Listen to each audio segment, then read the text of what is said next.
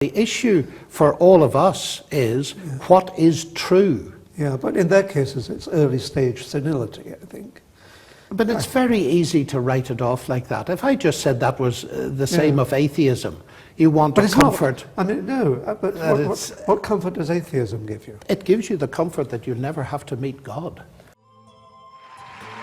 All right, now, what's going on, people? It's Josh, aka Foresight, and we are not of the culture, but we follow biblical truth instead of cultural trends. All right, so I was watching this video of two professors, one a Christian and the other an atheist, and they were basically discussing whether or not the evidence points to the universe being intelligently designed or just happening by coincidence.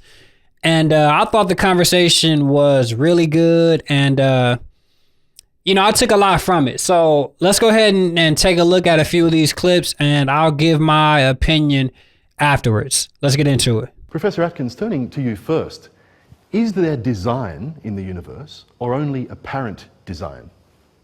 Well, if you're lazy and you just look around you, it looks like a tremendously well organized and therefore designed environment. But if you think about it, you begin to see that you can explain what appears to be design by, in broad terms, evolution. And we're going to talk a lot about evolution quite clearly. And so if you are intent upon thinking and really want to understand the nature of the world, then you have to look back at the roots of what you see. You look at the vegetation, you look at the whole biosphere. And more deeply than that, I suppose you have to look at the laws of physics, which really govern the biosphere ultimately, and ask whether those have been crafted in some way. And then you have to say, well, what about the universe itself? Is there design behind the whole caboodle, the whole business of the universe?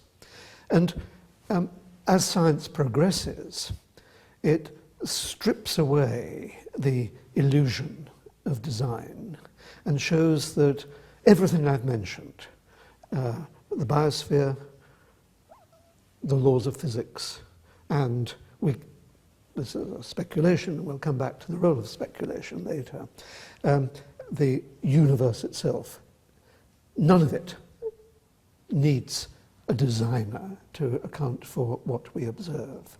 It's only laziness that results in belief in design. Okay, thank you very much. Turning to you, Professor Lennox, how would you answer that question? Design or apparent design? Well, the first thing I would want to say is I don't share Peter's feeling that it's only laziness that perceives design. In fact, some of the brightest scientists that there have been were people who functioned on the basis that there was a designer. I do think that there is a designer, and I think science is part of the evidence for the existence of the designer. Indeed, as we look back at the history of science, and I've been enormously enjoying Peter's book, Galileo's Finger. Well, there was Galileo, who was a believer in God, and his belief in God and the idea that God had, so to speak, encoded science in the language of mathematics, far from hindering Galileo, was the thing that inspired him. So as I look back at the history of science, I see that the design hypothesis, far from hindering science, was actually what led to its rise as we understand it today. You see, I think underlying this whole business, there's a confusion of thought that it's either design or science. It's either God or science. I don't share that view at all, because that's to confuse categories.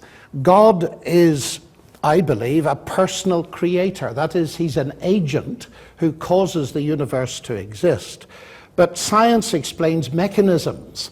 And the existence of mechanisms certainly doesn't provide an argument, to my mind, for the absence of an agent who designed the mechanisms. So the more science goes on, far from dispelling an illusion of design, it seems to me it increases the evidence for design rather than diminishes it. So it seems to me that the false alternatives that lie behind some thinking here need to be teased out. It's God and science, not God or science. It literally just baffles me how somebody could look around at, you know, this entire universe, everything in it, from the smallest, most simple thing to the biggest thing in the universe, right? The most complex thing in this universe, and just assume that it happened by coincidence. That literally just blows my mind, right? I'm not a scientist. I'm not formally educated on these things. You know, these two gentlemen are a million times smarter than me, and, you know, definitely more well versed in this field. But just as a simple human, right? As a regular human being, I don't understand how you could look around at everything in this universe and say, nah, ain't no God. Nobody designed this. This just happened on its own, right? This just happened on its own. No reason, no rhyme, no nothing. It's just, we're just here and we don't know why, right? You don't have to be a scientist to see that this universe is designed. You know, I think about the Bible verse, Romans 1, verse 20, and it says, "For since the creation of the world, God's invisible qualities, his eternal power and divine nature, have been clearly seen, being understood from what has been made, so that people are without excuse." This is exactly how I feel, right? It's clear that God exists. Like there's no, in my opinion, right? People are, you know, you can have whatever opinion you want to have. You're entitled to your opinion, right? But in my opinion, and according to the Bible as well, it's clear that God exists. Like there's design. I know one of the popular arguments for design in the universe is you wouldn't look at anything else, right? Anything that's has any amount of complexity and deny that someone designed it. Like, you know, this phone, my phone, right? You would never look at this phone and say it just happened by coincidence. Like this thing just came together, you know, no one designed it. You know, it wasn't intelligently created. It just happened to come about. This phone is not at all as complex as the human body or the human brain or anything in the universe, right? But yet people want to say there's no God. There was no intelligent mind behind the creation of these things. That's crazy to me. And you know, Professor Atkins, God bless his heart, he comes across as very smug and arrogant. Excuse me. You know, as if he's just, you know, he's got it all figured out and everybody else is just, you know, stupid or, you know, not as smart as him. And, you know, God laughs at that. 1 Corinthians 1:25 says, "For the foolishness of God is wiser than human wisdom, and the weakness of God is stronger than human strength." Yes, and we know God ain't foolish at all, right? We know that God isn't weak at all. But this just goes to show you that no matter how smart humans think they are, you are not smarter than God, right? I know you think you got it all figured out, but you don't, right? We only know a fraction of what can be known, right? So to say that there is no design in the universe is crazy to me. In this next clip, they essentially discuss if God is necessary, right? Or if humans can basically figure out everything on their own. Let's take a look at it. History. We're sophisticated. I mean, we might sound arrogant, but we're not arrogant. what we really are is deeply humble, because we realize that working collectively together without kowtowing to the authority of people who claim to have special powers, the ear, the eye, the mouth of God. Humanity working collectively together can burrow into the fabric of the cosmos and understand it, and come to an understanding of why it works the way it works, and in due course why it is there in the first place, rather how it came to be there in the first place.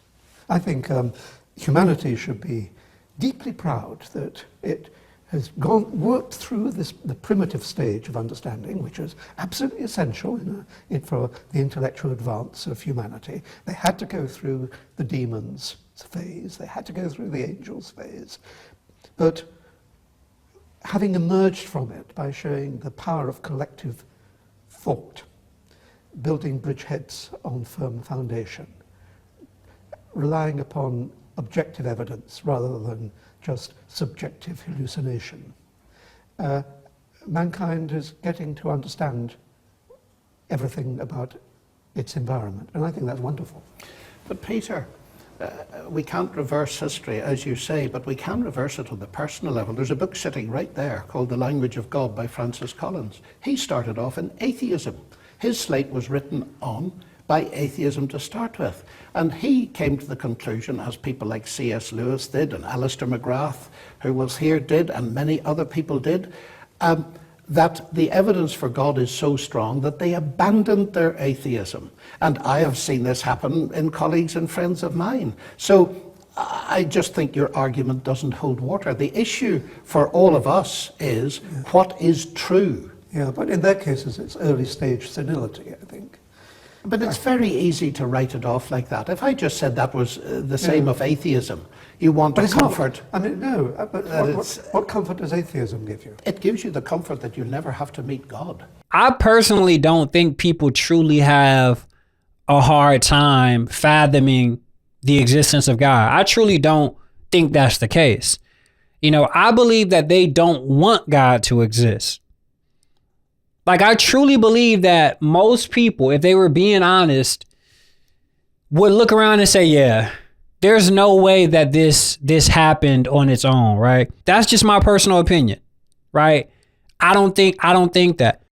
I think people don't want God to exist because they know that if God does exist, then they have to respond to God, right? You have to choose, well, you know, do I submit to him or not?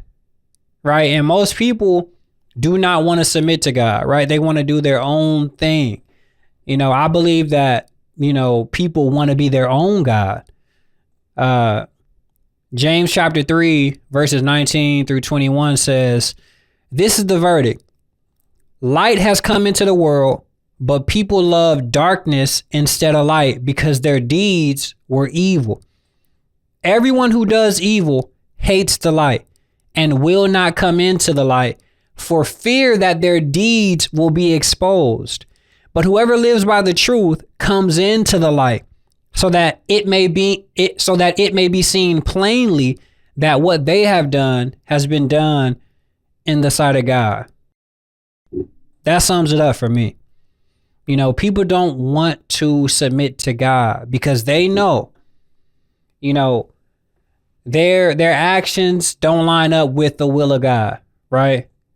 And they don't want to change. Most people don't want to change, right? They know that if they recognize that God exists, you got to make some changes, right? You got to make some changes. And, you know, I'm of the belief that people love sin and they don't want to turn from it. So they refuse to turn to God. Anyway, get in the comments. Let me know what y'all think. Make sure you like and subscribe. The link to my music and the link to my Instagram will be down in the description. Make sure you check those out. And I'll catch y'all next time. All right now.